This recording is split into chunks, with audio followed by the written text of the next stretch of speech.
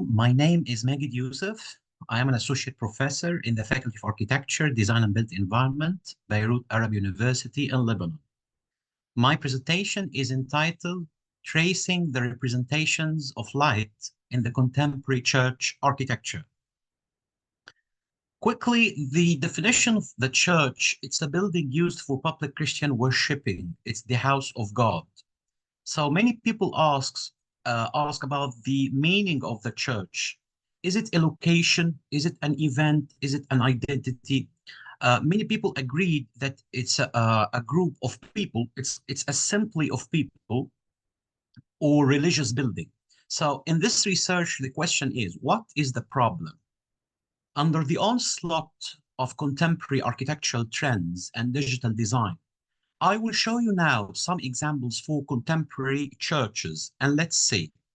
These are different examples from many churches around the world, in Europe, in Asia, in the Far East.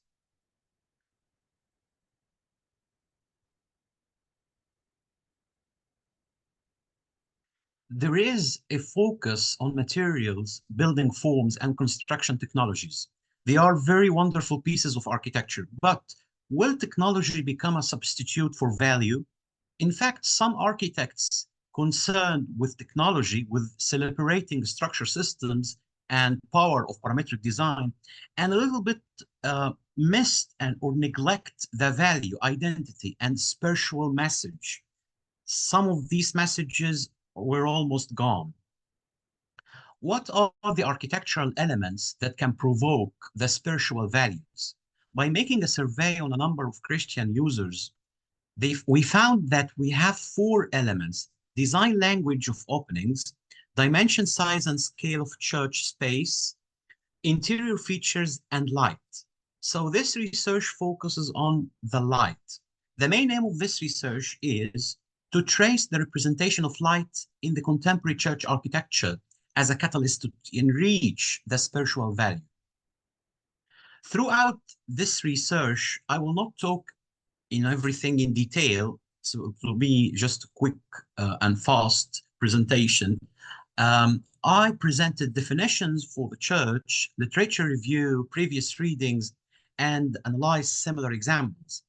In the basic theories and history of architecture, the church components are very clear: nave, transept, apse, aisles, altar, narthex, bell tower, windows, ornaments.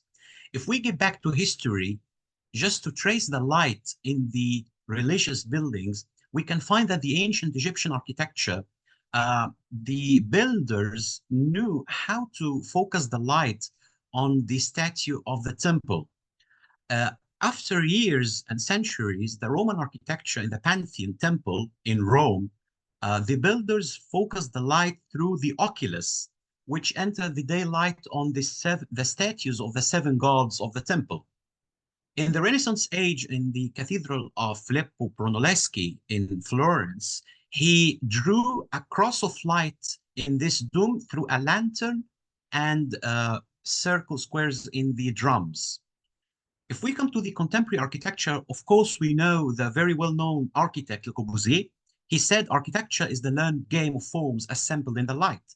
And he designed a very fascinating project, Ronchamp Chapel, at the southeast of France. And he concerned very well with the light. These are photos for the interior of the Ronchamp Chapel.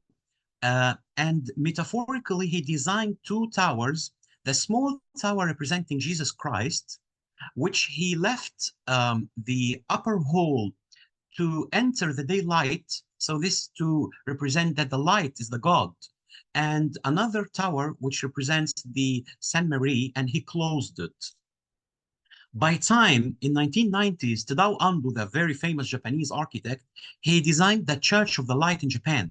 So he subtracted a part of the last wall, the altar walls, as a cross, just to enter the daylight as a cross. There are many examples for the contemporary church which concerned with the light, like this one, the one in Japan.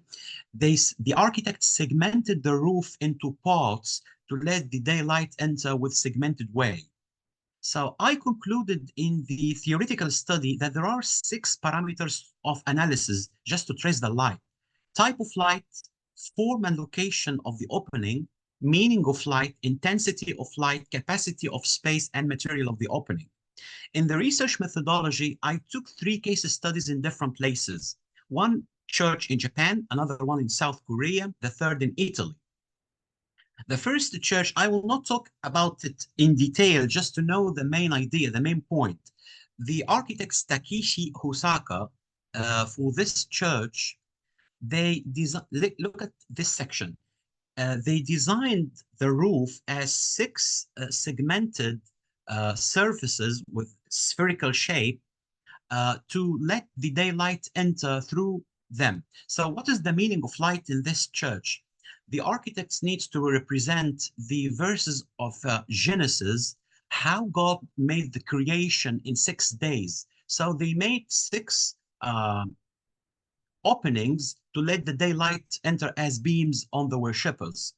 And there are many studies about the illuminati or intensity of light, just to know where will be the light on the worshippers and where will be the light on the service of the priest. The second case study in South Korea, it's a very normal square shape. The important is the roof. The architect here, he designed a spherical shape as a wooden mesh, and he subtracted parts of this ceiling to let the daylight in. So the meaning of this, he needs to embody or to represent the celestial vault. How did God created water or universe? So the worshipper can mediate if just he's keep looking at the ceiling to see the light coming from the heaven. The third case study in Italy by Mario Conilla, okay, he designed the plan as organic shape. It's an abstract for a cross, but it's an organic shape. And the idea here, the point is he suspended fabric on the ceiling, okay? And these fabric of the ceiling, they represent as angelic entity coming from the heaven. So all the worshippers in this church, if they just look up, they can feel that they are in contact with heaven. So I made a comparison between the 3 case studies to just know the commons and the differences.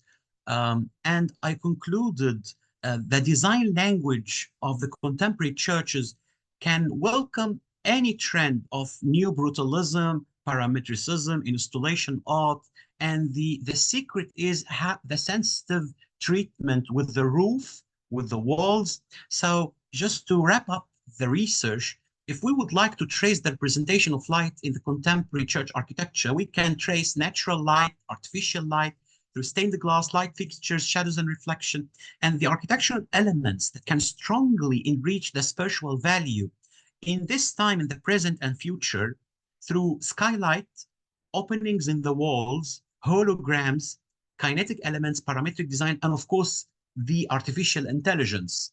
As a conclusion, to enrich this experience of the worshipper, the architect can let the light be concentrated on specific elements of the church, like the altar and sanctuary, sacred art, materials, and texture. The contemporary architecture trends are so many. They are brutalism, structuralism, postmodernism, symbolism, deconstructivism, metaphorical approach. The important for the architect is to realize how to employ representation of light in the church to achieve the best result for the worshipper. Thanks for your attention.